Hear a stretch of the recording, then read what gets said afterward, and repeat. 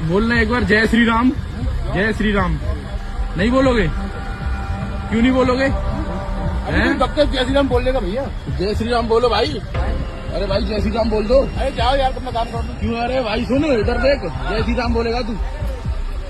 അദ്ദേഹം പറഞ്ഞ പോലെ ടാക്സി ഡ്രൈവർ പറഞ്ഞ പോലെ തന്നെ മറുപടിയാണ്, പോയി പണി നോക്ക്, നിങ്ങളെ പണി പോയി നോക്കാൻ. പിന്നെ ദേഷ്യം വരില്ലേ? അദ്ദേഹം 3 നേരം നിസ്കരിക്കുന്ന ഒരു വ്യക്തിയാണ്. ആ നിസ്കരിക്കുന്ന അള്ളാഹുവിനെ വിളിച്ചോളൂ. തിരിച്ചു ചോദിക്കാം, നിങ്ങളെ വഴി തടഞ്ഞു നിർത്തി നിങ്ങൾ അള്ളാഹു അക്ബർ എന്ന് വിളിക്കാൻ പറഞ്ഞാൽ വിളിക്കുമോ?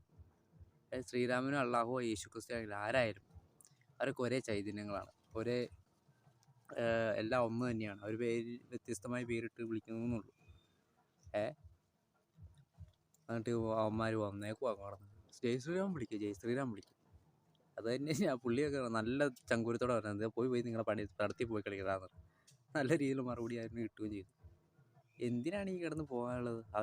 എല്ലാവർക്കും ഇന്ത്യൻ മഹാരാജ്യത്ത് നമുക്ക് ഇഷ്ടമുള്ള മതത്തിൽ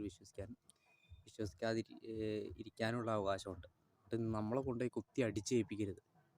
മാർക്ക് വെളിവേ ഇല്ല, വെളിവെന്ന് പറഞ്ഞാൽ വെളിവുമില്ല. മതം തലയ്ക്ക് പിടിച്ച് വെളിവേ ഇല്ല. അതെന്നെ പുള്ളി നല്ല മറുപടിയും കൊടുത്തു, പോയി പണി നോക്കാൻ. അത് തന്നെയാണ് എനിക്ക് പറയാനുള്ളത്. നമുക്കൊക്കെ പറയാനുള്ളത്, ഇങ്ങനെയൊക്കെ വന്ന് ചോദിക്കണവന്മാരോട് നിങ്ങൾ പോയി പണി നോക്കാൻ വേണ്ടി പറയുക.